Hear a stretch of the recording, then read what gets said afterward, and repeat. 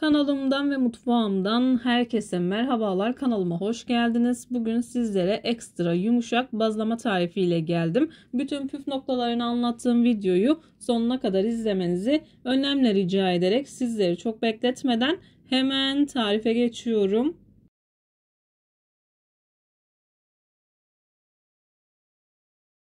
Tarifim için ilk olarak yoğurma kabına 1 çay bardağı su, 1 çay bardağı süt, suyun ve sütün ılık olmasına dikkat edin. Kullandığım çay bardağı ölçüsü 150 milimlik çay bardağı ölçüsüdür. 1 paket instant maya, 1 yemek kaşığı kadar da toz şeker ekledikten sonra maya ve şeker tamamen eriyinceye kadar karıştırıyorum.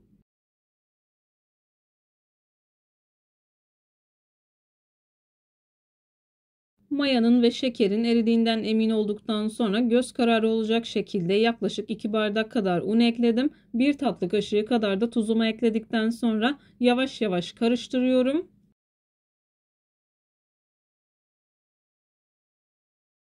Tuzu kendi damak tadınıza göre ayarlayabilirsiniz. Ben silme 1 tatlı kaşığı kullandım. İlk etapta spatula yardımıyla karıştırıyorum. Hamur yoğunlaştıktan sonra spatulayı çıkartıp elimle yoğurmaya devam ediyorum.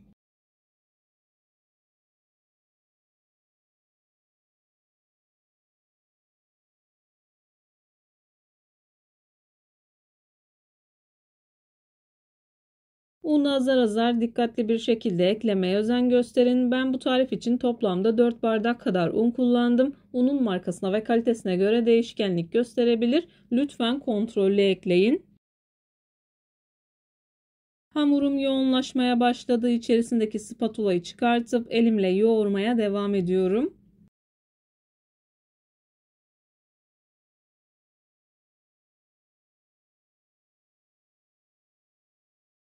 Hamurumuzun oldukça yumuşak bir hamur olması gerekiyor. Hamuru bir süre daha yoğurduktan sonra 3 yemek kaşığı kadar zeytinyağı ekleyip yoğurmaya devam ediyorum. Bu arada dilerseniz sıvı yağ da kullanabilirsiniz.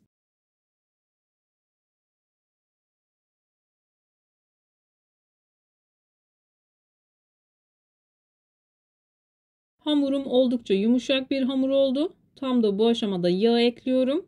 Hamuru yağ tamamen yedirinceye kadar yoğuruyorum.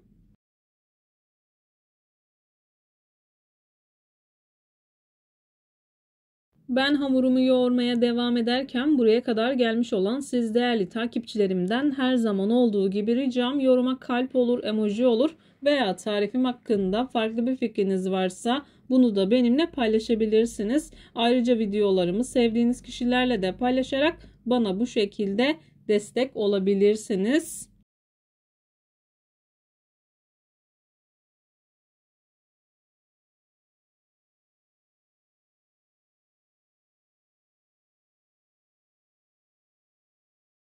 Yağı hamura tamamen yedirdim. Hamurun geldiği kıvam bu şekilde. Oldukça yumuşak, ele yapışan kıvamda bir hamur. Hamurun üzerine çok az yağ sürüyorum. Üzerini streçle kapatıp yaklaşık 1 saat kadar mayalandırıyorum. Mayalanma süresi odanızın sıcaklığına göre değişkenlik gösterebilir. Hamur 2 katına çıktıktan sonra hamurunuzu kullanabilirsiniz.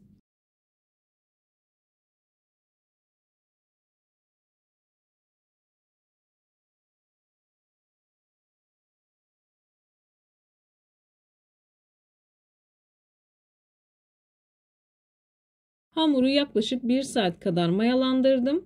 Mayalı bir hamur olduğu için ilk etapta hamurun havasını alıyorum. Hamur toparlıyorum. Hamuru toparladıktan sonra tezgahıma biraz un serpiyorum. Hamuru yuvarlak bir forma getirdikten sonra 6 parçaya bölüp bezelerimi hazırlıyorum.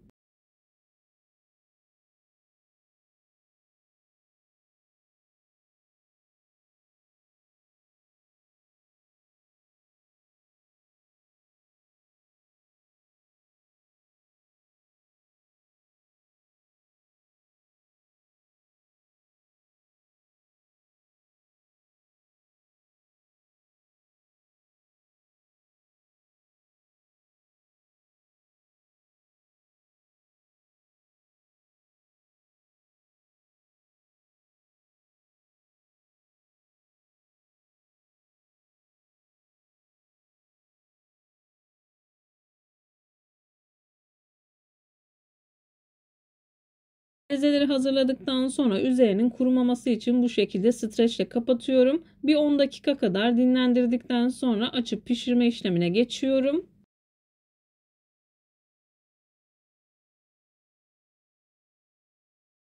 Bezelerimi dinlendirdim. Yavaş yavaş pasta tabağından biraz daha büyük olacak şekilde açıyorum.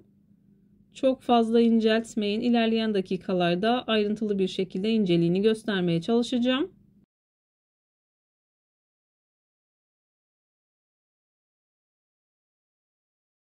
Videolarımda yapmış olduğum tariflerin elimden geldiği kadarıyla püf noktalarını vermeye çalışıyorum. Ama yine de aklınıza takılan herhangi bir şey olursa yorumlara yazarsanız gördüğüm zaman sizlere dönüş sağlarım. Yine aynı zamanda videonun altındaki açıklama kısmına malzeme listesini tam not olarak ekleyeceğim. Dilerseniz oradan da bakabilirsiniz.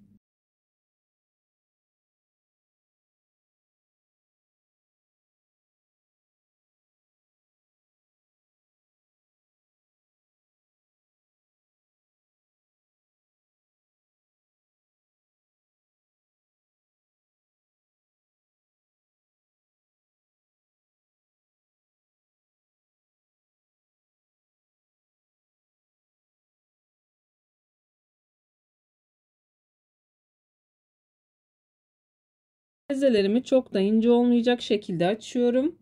Daha sonra üzerini kapatıyorum. Bir 10 dakika kadar dinlendirdikten sonra pişirme aşamasına geçiyorum. Hatta ben biraz daha fazla dinlendirmek zorunda kaldım çocuğumu okuldan aldığım için. Eğer isterseniz bir 20 dakika kadar da dinlendirebilirsiniz. Tavayı iyice ısıttığınızdan emin olun. Daha sonra hazırladığınız bazlama hamurlarını bu şekilde tavanın ortasına bıraktım. Bu arada benim kullanmış olduğum tava oldukça büyük bir tava olduğu için bazlamalarım küçük görünebilir ama küçük değiller.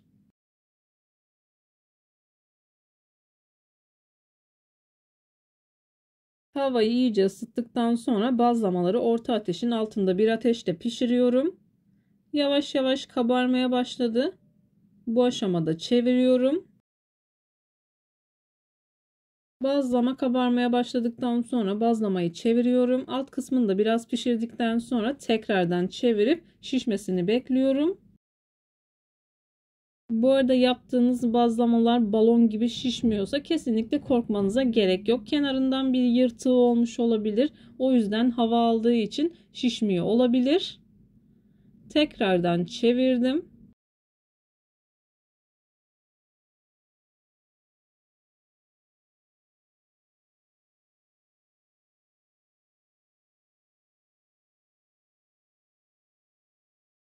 Bazlamayı tekrardan çeviriyorum.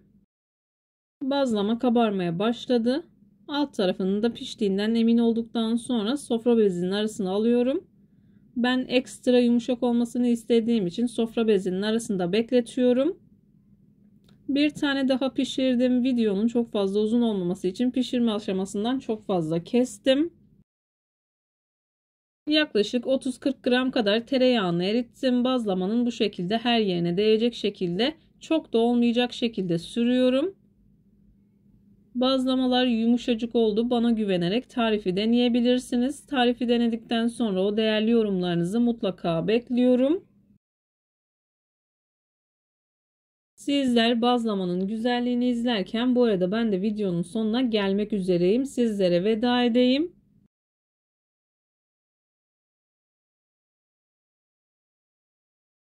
Yumuşacık, içi göz göz oldu. Hemen içini de ayrıntılı bir şekilde göstermeye çalışıyorum.